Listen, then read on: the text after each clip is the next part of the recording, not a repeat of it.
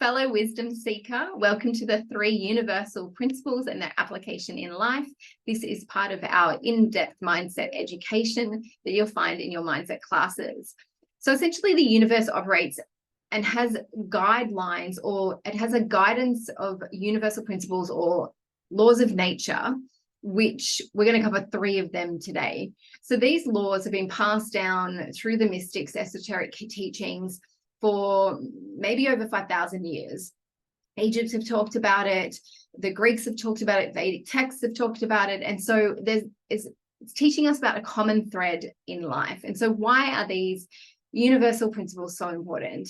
Well, they're important partly because we apply the Demartini method, and the work we do in our personal development is a lot of the principles that actually underpin the work that we do and the questions that we ask with the Demartini method. So having an understanding of what they are can help us take our work and our introspection that we do to the next level.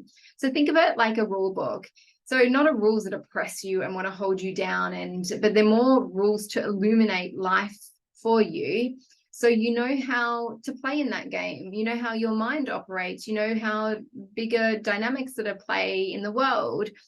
And so they offer us an insight in a way that we can navigate through these ups and downs with more grace and more wisdom.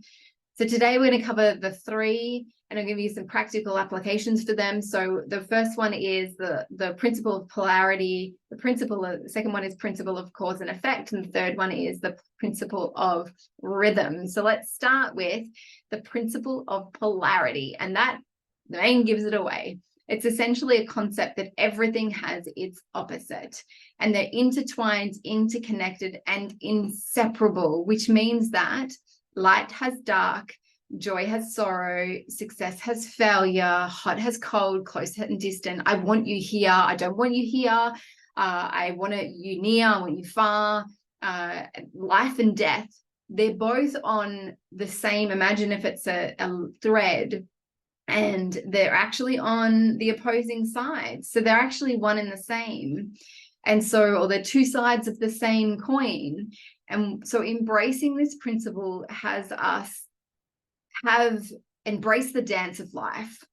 And so what the Demartini method does, it helps us ask quality questions to find that balance, because sometimes we can sit in one extreme or the other, and it helps us to have a more balanced perspective of those 2 extremes. So how do we apply the principle of polarity into practical application? So first of all, it's about balance. So we have to recognize that life will always, and I use always purposely and intentionally, is that it will always have contrasting moments, but our mind tends to subtract, delete, filter, and want to emphasize one side because of our biases, and we are creatures of bias. And so the law of polarity, or the principle of polarity, helps us to go from this narrow viewpoint of the world, or it might be narrow because we're at this extreme of the thread, but it teaches us to have a more bigger, vaster view of life itself. So it teaches us to embrace positive and negative sides of the journey and find and seek the balance, and seek the balance in the middle. That also then in turn builds our resilience. You have to become more resilient, because then as a result, if you have challenge, and you know challenge is here, but you also know this is the same thread and you've got support on the other side, to know this is to know the other, then it teaches you to become more adaptable, teaches you this is just temporary, you're not going to stay stuck in this forever. And so it teaches you that there's more growth and transformation and opportunity. Instead of being stuck and then narrow focused and just focusing on that challenge, you then get to open up to a wider perspective and picture. So that is the law of polarity. Some of the questions that we ask inside the Demartini method are, so what's the benefit? What would be the drawback of the opposite? That kind of helps to put it into that opposite, or find the center point. But we also have where and when do they demonstrate the opposites. That's column 5 and 12. And so that teaches us to be flexible, to be able to see both sides as well. So there are different questions that can help with that. So the next principle of we're going to cover is the principle of cause and effect. And so this is profound because it underpins the interconnectedness of actions and their immediate consequence. So it changes this whole notion that we live in this sequential event. Something happens, and then as a result, time, then there's something else that happens, and then the result of that. And so there is no cause and effect because it happens at the same time. And so maybe we could actually redefine that principle and call it the principle of cause effect, because it's acausal, which means that it's not one thing happens and then something else happens. It's acausal as opposed to causal.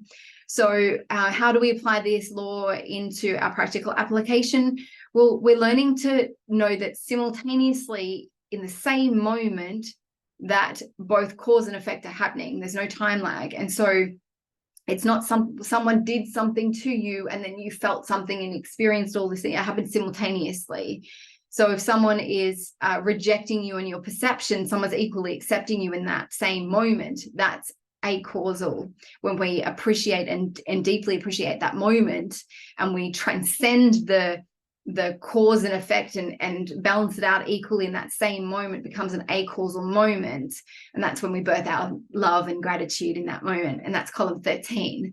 And so what we want to do is, when we appreciate the cause effect law in this dynamic, then we can start to maybe take more accountability for our life, because we're not saying, blaming all these things, you're doing this to me, but we take more accountability and also responsibility, which gets us more empowered at the end, because we're living, this is my life and my choice and my perception, and we take more ownership of that.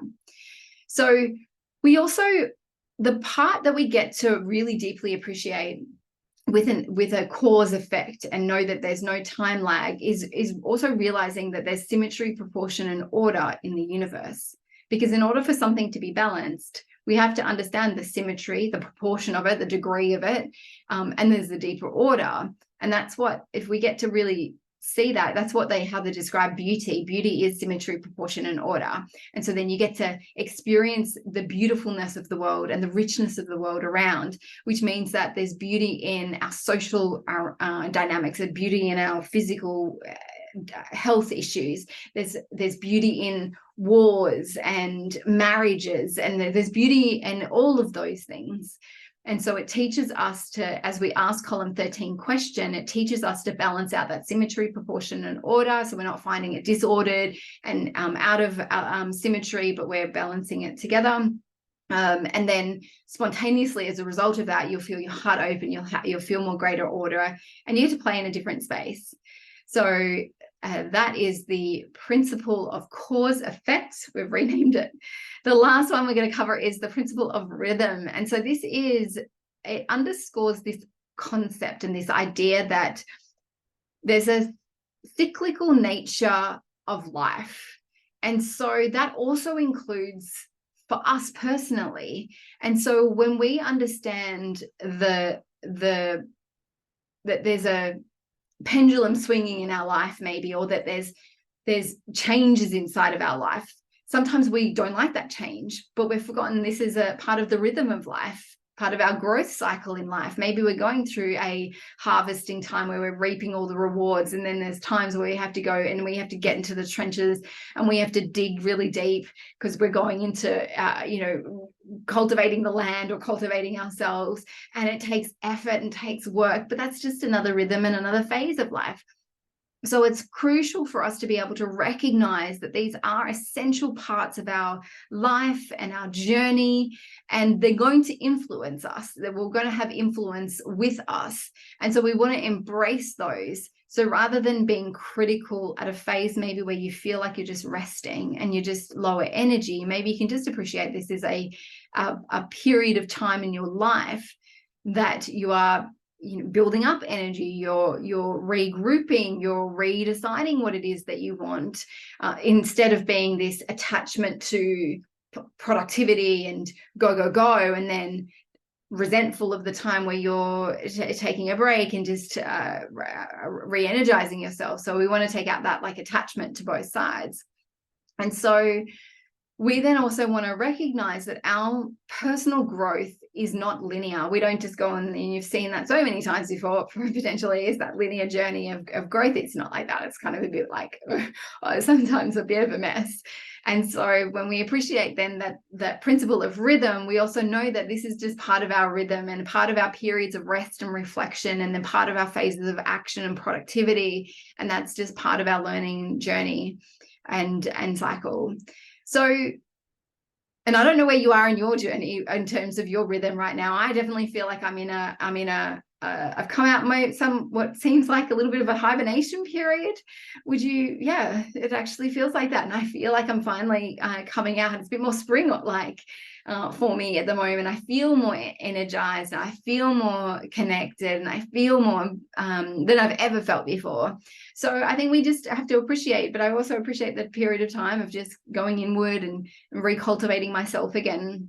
And so we want to incorporate these principles, the principle of polarity, the principle of cause effect, and the rhythm into our lives, so they guide us essentially to have greater wisdom and deeper understanding of this whole life experience. So they're going to help us to navigate some of the complexities and the challenges that we have in our journey. Maybe they're going to help us to find more meaning when we get stuck in one side. We can go back to that, hang on, the law of duality, the principle of duality. How does this help me right now? And so it breaks out of our mold or our mindset that we might have and helps us to transcend it so we can have a greater mindset. So it takes practice. Do you get it? Sometimes, and then it disappears, and you get it again, then disappears, and you get it for longer, and then it disappears. Yes, that's the rhythm of life, and we want to embrace that. So thank you so much for being a part of the in-depth mindset education. Hopefully you found some of this useful. Love to hear your comments and your questions. You can just share in the comments below. I look forward to seeing you flowing with life more, and I look forward to seeing you at the next perfect time.